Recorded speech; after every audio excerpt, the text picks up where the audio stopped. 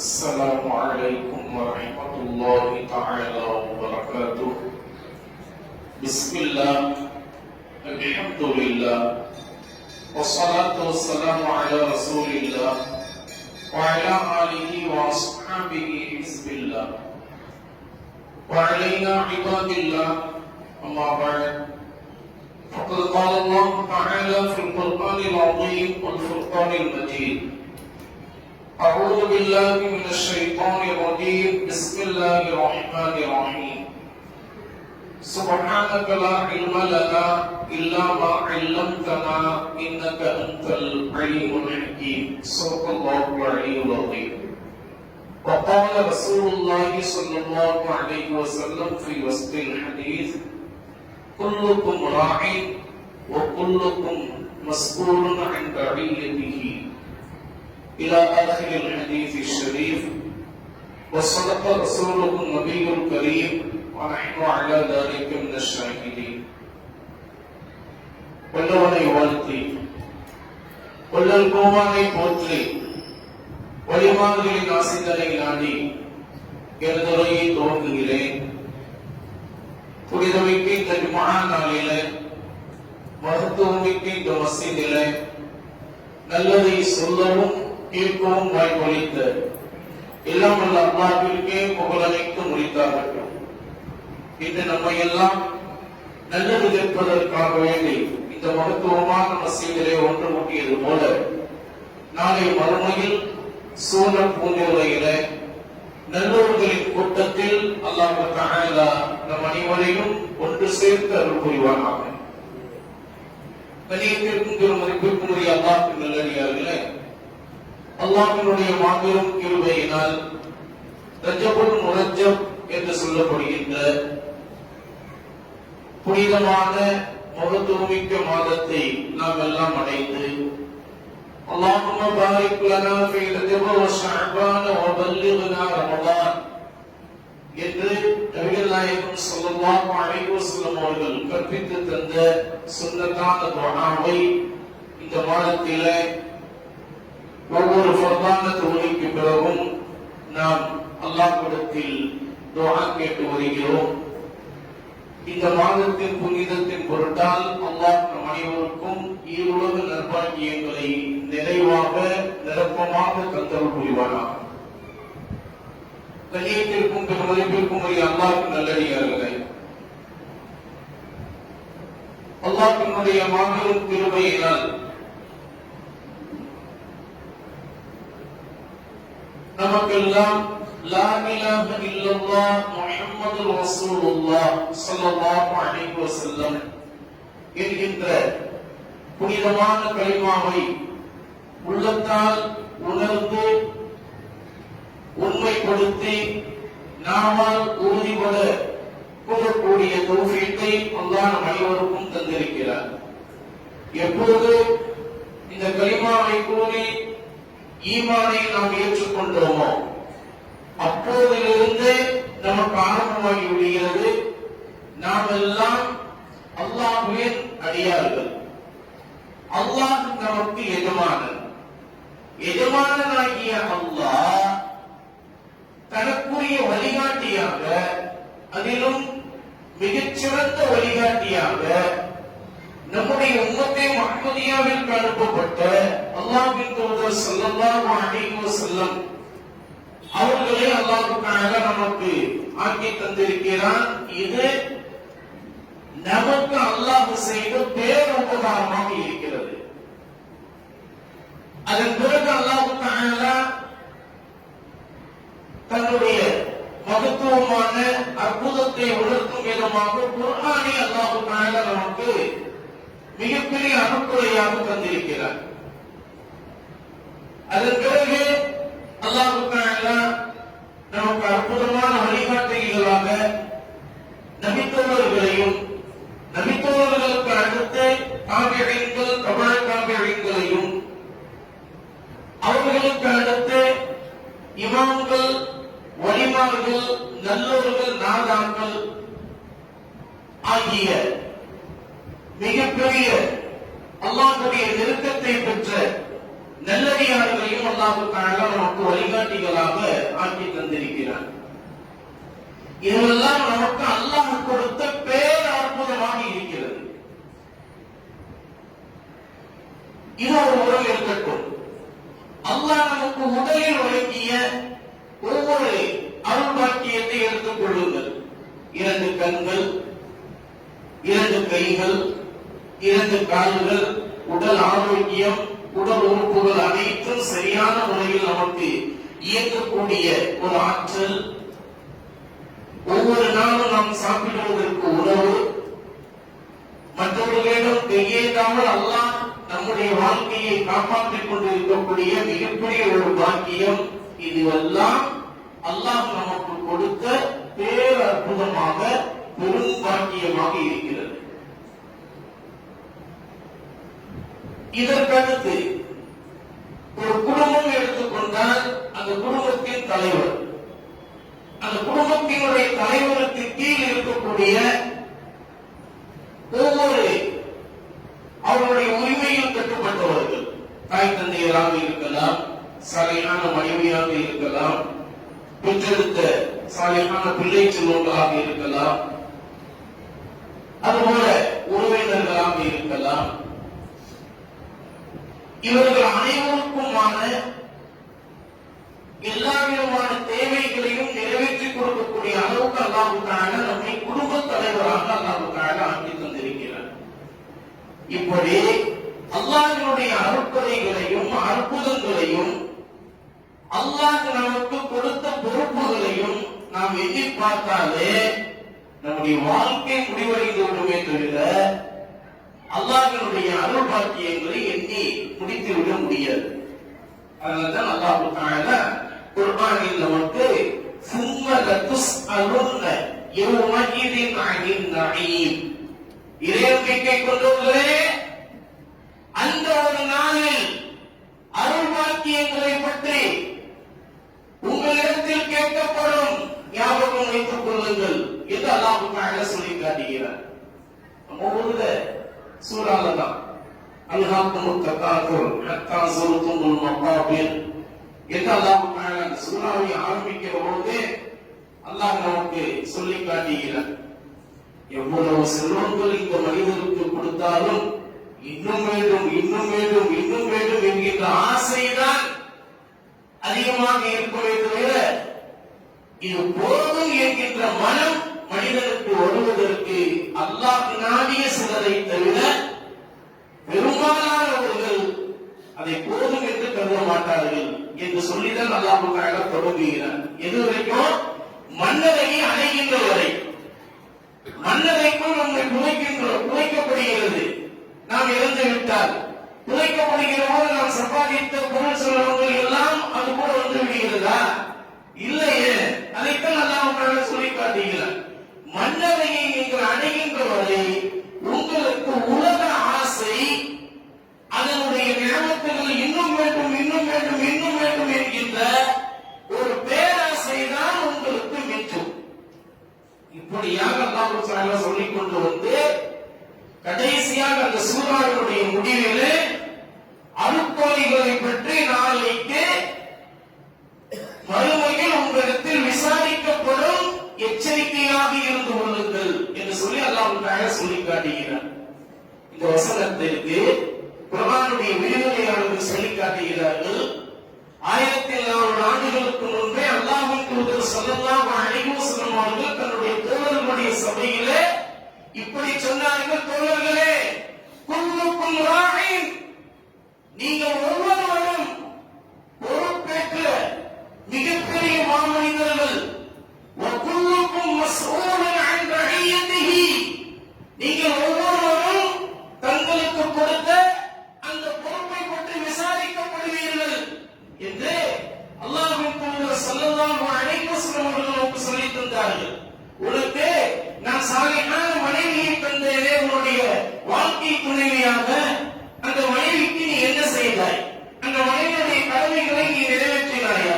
உனக்கு சாலிஹான பிள்ளை செல்வங்களை உனக்கு நான் தந்தேன். அந்த பிள்ளை செல்வங்களுக்கு உண்டான எல்லா விதமான தேவைகளையும் அவர்களுக்கு நீ நிறைவேற்றி கொடுத்து அவர்களை நீ சரியாக வளர்த்தாய். இருக்கிறாயா என்று அல்லாஹ் தஆலா கேட்பார். அதுபோல உனக்கு வயது முதிர்ந்த தாய் தந்தையரை நான் கொடுத்தேன், அந்த தாய் தந்தையருக்கு உண்டான எல்லா விதமான தேவைகளையும் நீ நிறைவேற்றினாயா என்று அல்லாஹ் தஆலா கேட்பான். இது எல்லாம் கேட்டுவிட்டு உனக்கு நான் செல்வத்தை தந்தேனே, அந்த செல்வத்தை எப்படி நீ பயன்படுத்தினாய் என்று அல்லாஹ் தஆலா கேட்பான். நாளை மறுமையில் அல்லாஹ் தஆலா கேள்வி கேட்கக்கூடிய அந்த விசாரணைகள் மிக முக்கியமாக 8 கேள்விகள் என்று ஹதீஸுடைய விரிவுரையாளர்கள் நமக்கு சொல்லித் தருகிறார்கள். 8 கேள்விகளில் முதல் கேள்வி என்ன தெரியுமா? தொழுகை. உனக்கு தொழுகைக்கான பாக்கியம் எல்லாம் நான் கொடுத்திருந்தேன், ஐவேளை தொழுகையை நீ நிறைவாக நிரப்பமாக நீ நிறைவேற்றினாயா என்று அல்லாஹ் தஆலா கேட்பான். அந்த கேள்விக்கு பதில் சொல்லாமல் யாரும் ஒரு 8க்குள்ள எடுத்து வைத்து விட முடியாது. அந்த ஹதீஸ் ஆரம்பிக்கும் போது நபிகள் நாயகம் ஸல்லல்லாஹு அலைஹி வஸல்லம் அவர்கள் சொல்லித் தருகிறார்கள், நாளை மறுமையில் இந்த 8 கேள்விகளுக்கு பதில் சொல்லாமல் எந்த ஒரு நபரும் ஒரு 8க்குள்ள எடுத்து வைக்க முடியாது. அதில் முதல் கேள்வி தொழுகை, கடைசி கேள்வி செல்வம். முதல் கேள்வியில் பாஸ் ஆகிவிட்டால் அடுத்தடுத்த கேள்விகள் எல்லாம் நமக்கு லேசாகிவிடும். முதல் கேள்வியிலேயே நாம் ஃபெயில் ஆகி போனோம் என்று சொன்னால் அடுத்தடுத்த கேள்விகள் எல்லாமே மிக மோசமான தோல்வியாக இருக்கும். கடைசி கேள்வி அதை விட படுதோல்வியாக ஆகிவிடும். அதனால்தான் நபிகள் நாயகம் ஸல்லல்லாஹு அலைஹி வஸல்லம் அவர்கள் சஹாபாக்களுடைய சபையில் சொன்னார்கள், தோழர்களே, உங்களுடைய தொழுகையை சரியாக்கிக் கொள்ளுங்கள், உங்களுடைய தொழுகையை பேணுதலாக ஆக்கிக் கொள்ளுங்கள். தொழுகை ஒரு மனிதனிடத்தில் சரியாகிவிட்டால், ஒரு முஃமினிடத்தில் சரியாகிவிட்டால் எல்லாம் சரியாகிவிடும். தொழுகை ஒரு முஃமினிடத்தில் குறைவாகிவிட்டாலோ அல்லது அதற்குரிய கவனத்தை நாம் செலுத்தாவிட்டாலோ, கவனக்குறைவாளர்களாக நாம் இருந்து விட்டாலோ எல்லாமே நமக்கு கவனக்குறைவாகவே ஆகிவிடும். மிக முக்கியமாக நம்ம கவனிக்க வேண்டிய இந்த ஜும்ஆவினுடைய சிந்தனையாக நாம் எடுத்துக்கொள்ள வேண்டியது என்ன தெரியுமா? ரஜபுல் முரஜ்ஜப் என்கின்ற புனிதமான மாதத்தை நாம் அடைந்திருக்கிறோம் இல்லையா? இந்த புனிதமான மாதம் என்று எதற்கு இந்த மாதத்தை சொல்கிறோம்? அரபியர்களே இஸ்லாம் வருவதற்கு முன்பாகவே ரஜப், ஷவ்வால், துல்காய்தா, துல்ஹஜ் ஆகிய 4 மாதங்கள் வந்துவிட்டால் தங்களுக்குள்ளே எந்த சண்டையும் கொண்டு கொள்ள மாட்டார்கள். நல்லா கவனிக்கணும். நம்ம முக்கியமான இடத்திற்கே வந்துருவோம். எப்படிங்க? அரபியர்கள் இஸ்லாம் வருவதற்கு முன்பே ரஜப், ஷவ்வால், துல்காய்தா, துல்ஹஜ் இது அர்பஅத்துல் ஹுரும் என்று அல்லாஹ் தஆலா குர்ஆனில் சொல்லி காட்டுகிறார். நீங்க ஒரு சூரத்து தௌபா 10வது ஜுஸ்ல வருகிறது. அந்த சூராவை எடுத்து பாருங்கள். சூரத்து தௌபாவில் அல்லாஹ் தஆலா சொல்லி காட்டுகிறார் 12 மாதங்கள் அல்லாஹ் தஆலா ஒவ்வொரு வருடத்திற்கும் ஆக்கி இருக்கிறார். அந்த 12 மாதங்களில் மிக முக்கியமாக கண்ணியப்படுத்த வேண்டிய புனிதமான மாதங்கள் 4. அந்த 4 மாதங்களில் ஒரு மாதத்தை தான் நம்ம இப்ப அடைந்திருக்கிறோம். நன்றாக கவனியுங்கள். இந்த மாதத்திலே சண்டையிடக்கூடாது.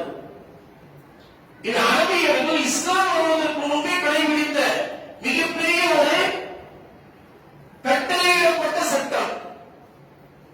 அது இன்று வரை, இனி கியாமத் நாள் வரை அது அங்கு பின்பற்றப்படும். அதே அமைப்பில் அல்லாஹ் தஆலா அல்லாஹ்வின் தூதர் ஸல்லல்லாஹு அலைஹி வஸல்லம் அவர்கள் எப்போது நபித்துவம் அவர்கள் கிடைக்கப்பட்டார்கள் அப்போதிலிருந்து அவர்களுக்கு அல்லாஹ் தஆலா இந்த சட்டத்தை இறக்கி அதே சட்டத்தை நடைமுறைப்படுத்தும்படி அல்லாஹ் தஆலா சொல்லி காட்டுகிறார். அப்ப இந்த மாதத்துல எந்த ஒரு சண்டை சச்சரவு, மனப்பிணக்குகள், தேவையில்லாத கோபங்கள், தேவையில்லாத கெட்ட எண்ணங்கள் இதெல்லாம் வந்து விடக்கூடாது. ஏன்?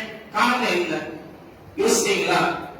குர்ஆனுடைய விரிவுரையாளர்கள் சொல்லி காட்டுகிறார்கள், இந்த 4 மாதங்களில் அல்லாஹ் தஆலா மற்ற அல்லாஹ் படைத்த எல்லா நாட்களும் எல்லா மாதங்களும் புனிதமானதுதான். அது யாருக்கும் எந்த சந்தேகமும் கிடையாது. ஆனா அல்லாஹ் இந்த 4 மாதங்களை புனிதமானது என்று குறிப்பிட்டு சொல்லி காட்டுகிறது என்று சொன்னால் ஏன் சொல்லி காட்ட வேண்டும்? குர்ஆனை விரிவுரையாளர்கள் விளக்கி காட்டுகிறார்கள். காரணம் என்ன தெரியுமா? 12 மாதங்கள்ல எல்லா நாட்களும் அல்லாஹ் தஆலா ரஹ்மத் செய்கின்றான். எல்லா நாட்களும் அல்லாஹ் தஆலா பரக்கத் செய்கிறான். எல்லா நேரங்களிலும் அல்லாஹ் தஆலா பரக்கத் செய்து கொண்டுதான் இருக்கிறான். ஆனால் இந்த 4 மாதங்களில் மற்ற 8 மாதங்களில் செய்யக்கூடிய ரஹ்மத்தை விட, மற்ற 8 மாதங்களில் செய்யக்கூடிய பரக்கத்தை விட, மற்ற 8 மாதங்களில் செய்யக்கூடிய எல்லா நல்ல விஷயங்களையும் விட இந்த 4 மாதங்களில் அல்லாஹ் தஆலா பன்மடங்காக அல்லாஹ் தஆலா ரஹ்மத்தை பொழிகிறான். பன்மடங்காக அல்லாஹ் தஆலா பரக்கத்தை செய்கிறான். பன்மடங்காக அல்லாஹ் தஆலா எல்லா விதமான பாக்கியங்களையும் இந்த 4 மாதங்களில் உண்டாக்குகிறான். ஆதலால் நீங்க உங்களுக்குள்ளாகவே சின்ன சின்ன விஷயங்களுக்கெல்லாம் சண்டையிட்டுக் கொண்டு மனப்பிழப்புகளை உண்டாக்கி கொண்டு உடன் பிறந்த சகோதர சகோதரிகளிடத்தில் கூட சலாம் சொல்வதற்கு மனம் வராமல் அப்படியே நாம் இருந்து கொண்டு இருந்தால் அல்லாஹ் கொடுக்கக்கூடிய ரஹ்மத், அல்லாஹ் கொடுக்கக்கூடிய பரக்கத், அல்லாஹ் கொடுக்கக்கூடிய அருள்பாக்கியம் எல்லாம் குறைந்து போய்விடும். நீ ஒரு தினம் யோசித்து பாருங்கள். நம்மை வளர்த்த நம்முடைய பெற்றோர்கள், நம்முடைய முன்னோர்கள் எத்தனை பிள்ளைகளை பெற்றிருக்கிறார்கள். நாம் இன்றைக்கு வாழக்கூடிய வசதியான வாழ்க்கையை போராடுகள் வாழ்ந்தார்கள். விவசாயத்திலும் சேற்றிலும் அவர்கள் தங்களை அர்ப்பணித்துக் கொண்டுதான் நம்மை வளர்த்தார்கள் இல்லையா?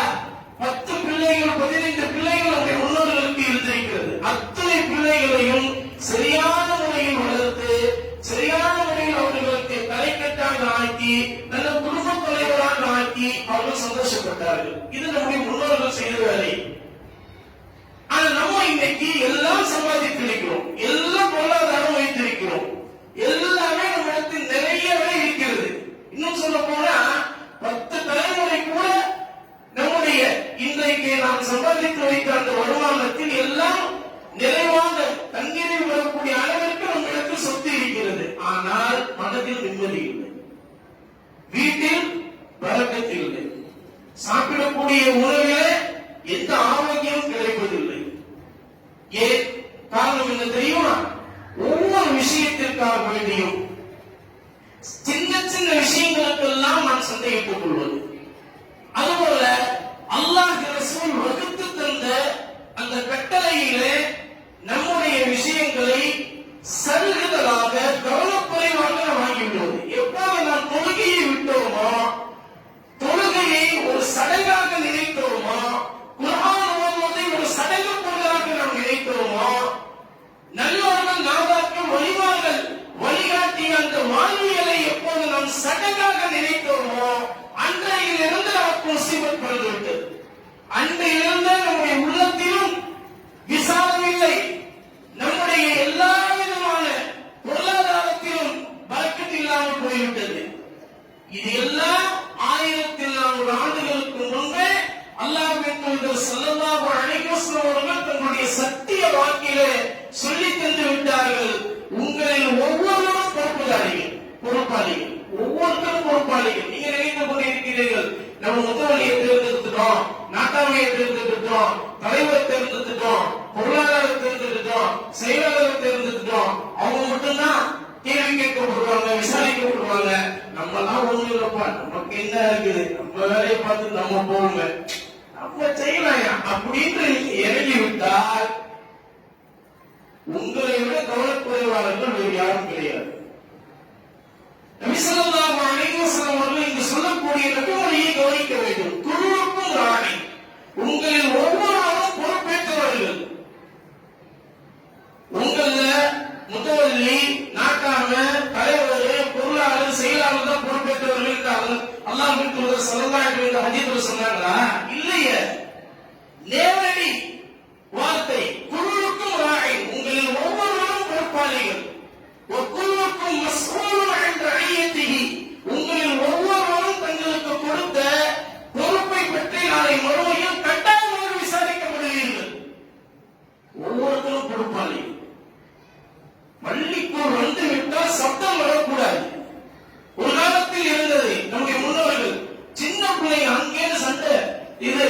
சத்தம் போட்டுக்கிட்டு ஓடி வருவாங்க. உடனே உள்ளே இருக்கக்கூடிய பெரியவர்கள் வெளியே வந்து சத்தம் போடக்கூடாது, வெளியாசலுக்குள்ள வந்துட்டா அமைதியா இருக்கும், சரியா அப்படின்னு சொல்லி அன்பாக சொல்லி அந்த பிள்ளைய பள்ளிக்குள் வர வைத்து உணர்ச்சியை வச்சு இப்படிதான் தொழுவணும், அமைதியா தொழுதுட்டு அமைதியா போகணும், நீ ரொம்ப சத்தம் போட்டனா அல்ல அடிப்பான், இப்படி எல்லாம் நம்முடைய முன்னோர்கள் சொல்லி தருவார்கள். ஆனா இன்னைக்கு நம்மளும் அந்த ஒரு கவனத்தை எடுத்துக் கொள்வதில்லை. நம்முடைய பிள்ளை செல்வங்கள், நம்முடைய இளைஞர்கள், நம்முடைய வாலிபர்கள் எல்லாருமே அந்த ஒரு கவனத்தை எடுத்துக் கொள்வதில்லை. ஒரு பள்ளிவாசலில் வந்துவிட்ட பிறகு சத்தம் அதிகமாகி விடுகிறது.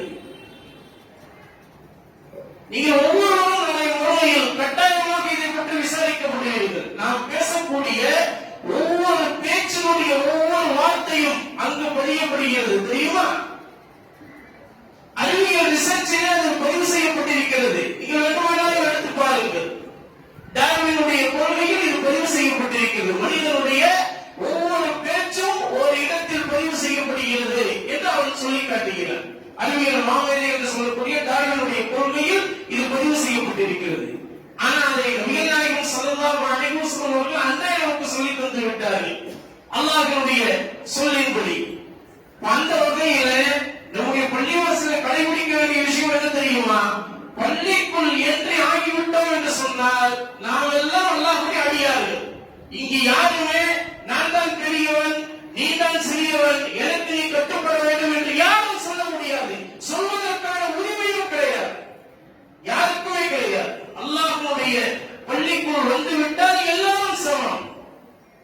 இமாமுக்கு பின்னால் என்று அல்லாஹு அக்பர் என்று சொல்லி தக்பீர் கட்டிவிட்டால் இமாம் என்ன செய்கிறாரோ அப்படித்தான் இருக்க வேண்டும்.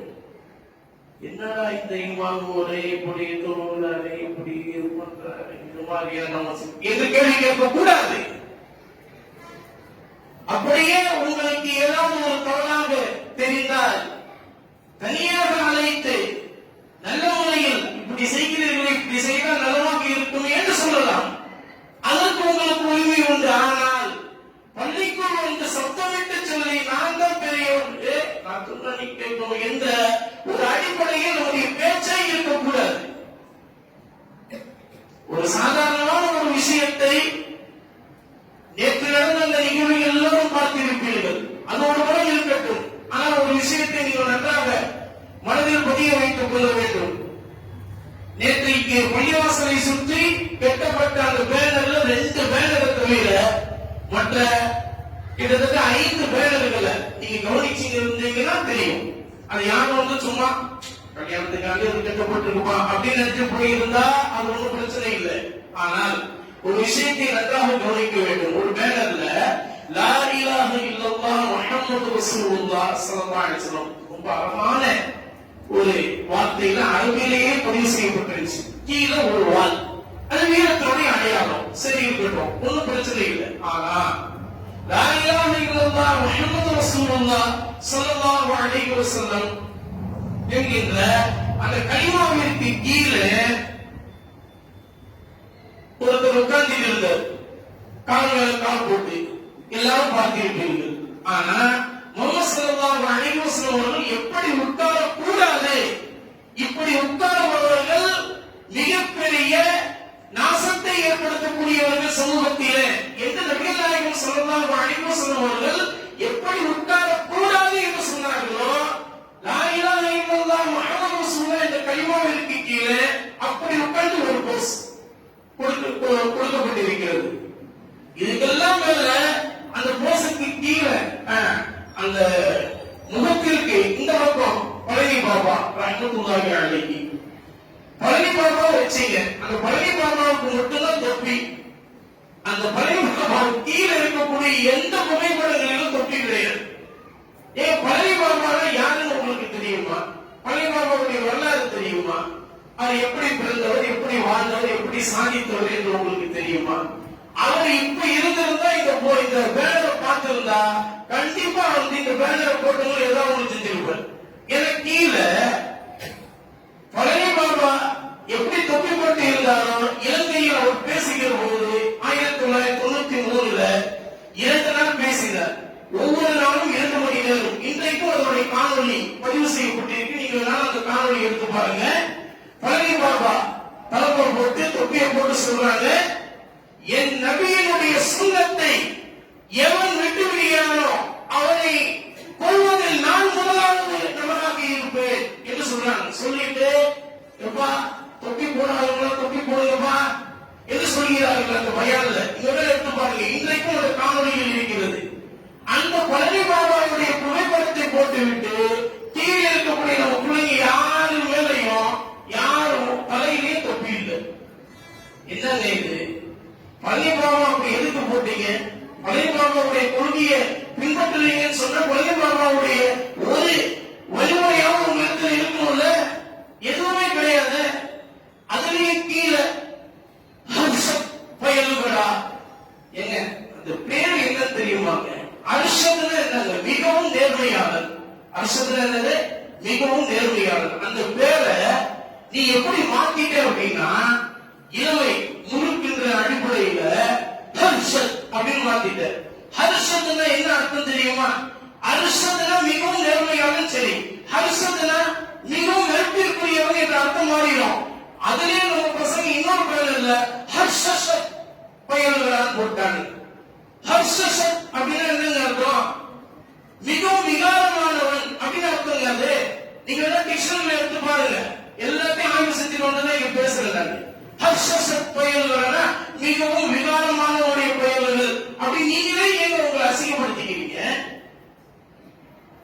இது அல்லாம இந்த பக்கம் பேனல்ல பார்த்தா அல்லாஹ் அக்பர், பாசத்திற்கு பஞ்சம் இல்லை, நல்லதுதான், கரெக்ட் தான். ஆனா அதுக்கு கீழே பஞ்சாயத்துக்கு பயம் இல்லை அப்படின்னு என்ன அர்த்தம்? ஏன் நீங்க இன்னைக்கு சின்ன பிள்ளைங்களா இருக்கலாம், நாளை இந்த இதே இடத்துல இதே ஊர்ல நீங்க உதவியாக ஆகலாம், நீங்க தலைவராக ஆகலாம், நாட்டாமையாக ஆகலாம். அப்படி ஆகும்போது அப்ப உள்ள யாராவது ஒரு சின்ன பிள்ளை இதே மாதிரி பஞ்சாயத்துக்கு பயம் இல்லை, நாங்க பயப்படாதோம் அப்படின்னு சொன்னா நீங்க ஏத்துப்பீங்களா? ஏத்துக்க மாட்டீங்களா? இங்க உள்ளவங்க எல்லா நிர்வாகத்துல இருக்கக்கூடியவங்க மட்டும் நான் இல்லை சொல்லல, உலகத்தில் உள்ள எந்த இடத்தில் இருந்தாலும் நிர்வாகத்தில் வந்துவிட்டால் அந்த நிர்வாகத்திற்கு கட்டுப்படுவது நம் மீது கடமை.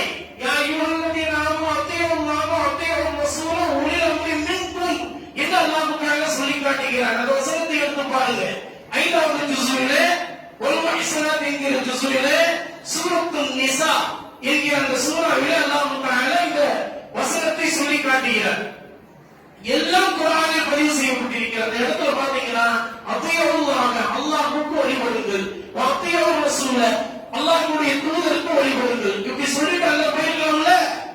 அல்லாஹ் அடுத்த வார்த்தை என்ன சொல்றாரு? உலில் அம்ரி மின்கும், உங்களில் யாரெல்லாம் நிர்வாகம் கொடுக்கப்பட்டோ அல்லது அதற்குண்டான எல்லா விதமான தகுதி அந்தஸ்து கொடுக்கப்பட்டோ இருக்கிறார்கள் அவர்களுக்கும் நீங்கள் வழிபடுங்கள் என்று அல்லாஹ் தஆலா சொல்லி காட்டுகிறார். குர்ஆன் தர்ஜுமா எடுத்து பாருங்க, எல்லாம் பதிவு செய்யப்பட்டிருக்கிறது. இது எல்லாத்துக்கும் மேல இன்னொரு ஒரு விஷயம், அந்த பேனர் எதுக்காக போடப்பட்டது? மாப்பிள்ளை பொண்ணுக்கு துஆ செய்யணும் என்ற அடிப்படையில் போடப்பட்டது இல்லையா? ஆனா இந்த போல இப்படிப்பட்ட வார்த்தைகளோடு பார்த்தா யாராவது மாப்பிள்ளை பொண்ணுக்கு துஆ செய்வாங்களா? துஆ செய்யக்கூடிய அந்த சிந்தனை வருமா? கவனம் வருமா? யாருடா இது? யாராவது இந்த பேனர் போட்டது? இது போன்ற அந்த பேச்சு தான் நிகழும். அதுதான் நேற்று நடந்தது. இது அல்லாம நேற்று அணுகுண்டு போடுவது போல பட்டான்னு ஒன்று போட்டு பள்ளிவாசலையும் அதை வைத்து விட்டார்கள் இல்லையா? இதெல்லாம் நாம் திருத்திக் கொள்ள வேண்டிய விஷயம். இந்த ஜும்ஆவுடைய மேடையில் மிம்பருக்கு பக்கத்தில் நின்று நீங்கள் சொல்கிறீர்கள் என்று நீங்கள் தான் கேட்கலாம். மிம்பருக்கு பக்கத்தில் ஜும்ஆவுடைய மேடையில் தான் இதை சொல்ல வேண்டும். நீங்கள் எல்லாம் அல்லாஹ்வுடைய அடியார்கள், அல்லாஹ் தான் எஜமானன். அந்த எஜமானன் அனுப்பிய சிறந்த வழிகாட்டிதான் அல்லாஹ்வின் தூதர் ஸல்லல்லாஹு அலைஹி வஸல்லம் அவர்கள் கொடுக்கப்பட்ட அற்புதமான பெட்டகம் தான் அல்-குர்ஆன். குர்ஆனிலே நீங்கள் எடுத்து பாருங்கள், ஆண்களுக்கும் சொல்லப்பட்டிருக்கிறது, பெண்களுக்கும் சொல்லப்பட்டிருக்கிறது. எல்லாமே குர்ஆனிலே பதிவு செய்யப்பட்டிருக்கிறது. இன்னல்லாஹ லா யுகையிரு மா பிகௌமின் ஹத்தா யுகையிரு மா பிஅன்ஃபுஸிஹிம். நிச்சயமாக உங்களுக்கு இடையே ஏற்படுத்தக்கூடிய அந்த சீர்திருத்தங்களை நீங்களாக மாற்றாத வரை அல்லாஹ் மாற்றி அமைக்க மாட்டார். எல்லாம் குர்ஆனில் பதிவு செய்யப்பட்டிருக்கிறது. நீங்க உங்களை மாத்தினாதான் நீங்க விரும்பிய பரக்கத்தை விட அல்லாஹ் பன்மடங்காக பரக்கத்தை உங்களுக்கு காலில் கொண்டு வந்து போடுவார். உலகமே உங்களுடைய காலில் வந்து விழுகும். ஆனா நம்ம இன்னைக்கு கீழே விழக்கூடிய உலகத்தை தலைக்கு மேல் எடுத்துக் கொண்டோம் இல்லையா? அதனாலதான் எல்லாம் பேச்சுல பேசலாம், அதெல்லாம் வாழ்க்கை நிஜமான வாழ்க்கையில நிதர்சனமான வாழ்க்கையில நடத்த முடியாது. உங்களுக்கு பேனரை பத்தி என்னன்னு தெரியுமா என்று கேட்பாங்க இல்லையா? எல்லாமே தெரிஞ்சு விட்டுதாங்க வந்திருக்கோம். அந்த பேனர் மாதிரி நம்மளும் போட்டிருக்கோம். எல்லாமே போடப்பட்டுதான் வந்திருக்கு. இந்த பேனருக்கு செலவழித்த அந்த காசுகளை நீங்க எண்ணி பார்த்தீங்கன்னா கிட்டத்தட்ட ஒரு 30,000 ரூபாய். கிட்டத்தட்ட 7 பேனர்கள், ஒவ்வொன்றும் 5.6 சென்டிமீட்டர் அளவுக்கு பெரிய பேனர் தான் இல்லையா? அந்த 30,000 ரூபாய பொண்ணு மாப்பிளைக்கு துவா செய்யணும் தானே போட்டிருக்கீங்க. அதே துவாவை ஒரு ஏழைகளை கூப்பிட்டு இந்த மாதிரி இந்த பொண்ணு மாப்பிளைக்கு நீங்க துவா செய்யுங்க அப்படின்னு ஏழைகளுக்கு கொடுங்க. அல்லது மதரசா பிள்ளைகளுக்கு குர்ஆன் தேவைப்படுகிறது, குர்ஆன் வாங்கி கொடுங்க. அல்லது நிஸ்வான் மதரசா பிள்ளைகளுக்கு கிதாபுகள் தேவைப்படுது, லைப்ரரியில கிதாபுகள் தேவைப்படுது, கிதாபுகள் வாங்கி கொடுங்க. காலத்திற்கும் இந்த நன்மை உங்களுக்கு வந்து கொண்டே இருக்கும். இந்த உலகத்தில் நீங்கள் வாழ்ந்து மண்ணில் புதைந்து விட்டு மண்ணால் ஆகி போனாலும் கூட இந்த நன்மை உங்களுக்கு வந்து கொண்டே இருக்கும். இதுதான் சிறந்த தர்மம். நீங்கள் எங்கேயோ போய் கொண்டிருக்கிறீர்கள். அல்லாஹ்வுடைய தூதரும் நமக்கு சிறந்த வழிகாட்டலை நமக்கு காண்பித்து தந்திருக்கிறார்கள். ஒன்றே நம்மால் நல்லது செய்ய வேண்டும், அல்லது முடியலையா நல்லது செய்பவர்களையாவது ஆதரிக்க வேண்டும். அதுவும் முடியலையா அமைதியாக போய்விட வேண்டும் என்று விட நல்லது செய்பவர்களை குற்றம் சொல்லி நல்லது செய்யவதை கூட தடுத்து விடக்கூடிய மனிதர்களாக நாம் இருக்கக்கூடாது. அதனால்தான் நபிகள் நாயகம் ஸல்லல்லாஹு அலைஹி வஸல்லம் சொன்ன ஒரு நபிமொழியை முஹிம்மாத்துல் முத்தஅல்லிமீன் என்று சொல்லப்படுகின்ற பிள்ளைகளுக்கு பாடம் சொல்லிக் கொடுக்கக்கூடிய அந்த ஹதீஸிலே நபிகள் நாயகம் ஸல்லல்லாஹு அலைஹி வஸல்லம் சொன்ன அந்த நபிமொழியை வரலாற்று பூர்வமாக ஆதாரப்பூர்வமாக பதிவு செய்யப்பட்டிருக்கிறது. நபி ஸல்லல்லாஹு அலைஹி வஸல்லம் சொல்லி காட்டுகிறார்கள், நீ ஆசிரியராக இரு, அப்படி இல்லையா கல்வி பயிலும் மாணவனாக இரு, அப்படியும் இல்லையா ஆசிரியருக்கும் கல்வி பயிலும் மாணவருக்கும் உதவி செய்யக்கூடிய மனிதனாக இரு.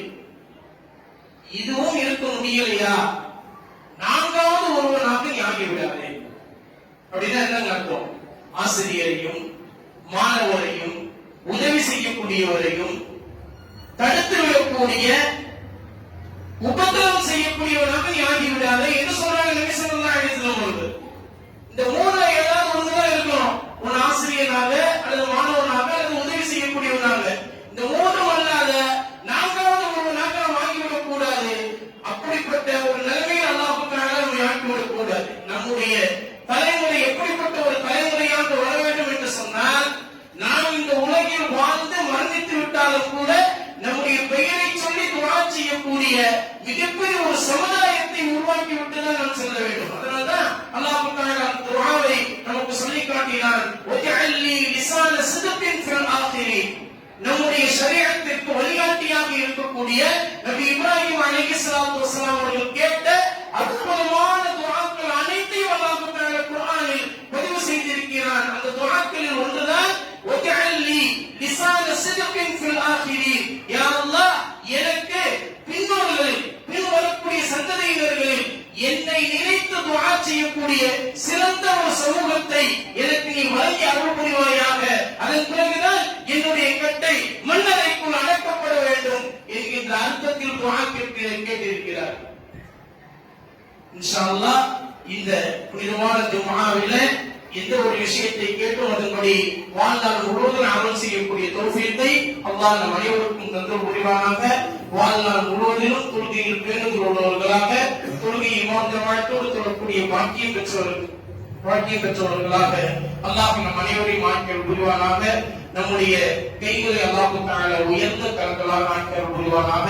வாழ்க்கையின் இந்த தருணத்தில் அல்லாஹ்வை தவிர்த்து வேறு அதற்கு ஏதாமல் அல்லாஹ் நம்மையும் சாலிஹான பிள்ளை செல்வங்களையும் சாலிஹான மனைவி மக்கள் உற்றார் உறவினர்கள் அனைவரையும் அல்லாஹ் தஆலா பாதுகாக்க அருள் புரிவானாக. நாளை மறுமையிலே நபிகள் நாயகம் ஸல்லல்லாஹு அலைஹி வஸல்லம் அவர்களோடு மக்காமுல் மஹ்மூத் என்று புகழப்பட்ட அந்த இடத்திலே நாமும் நின்று லிவாமுல் ஹம்து என்ற கொடியை பிடித்து நபி ஸல்லல்லாஹு அலைஹி வஸல்லம் முபாரக்கான களத்திலிருந்து ஹவுதுல் கௌசர் நீர் தடாகத்தின் நீர் பருகக்கூடிய பாக்கியத்தை அல்லாஹ் தஆலா நம் அனைவருக்கும் தந்தல் புரிவானாக. நாளை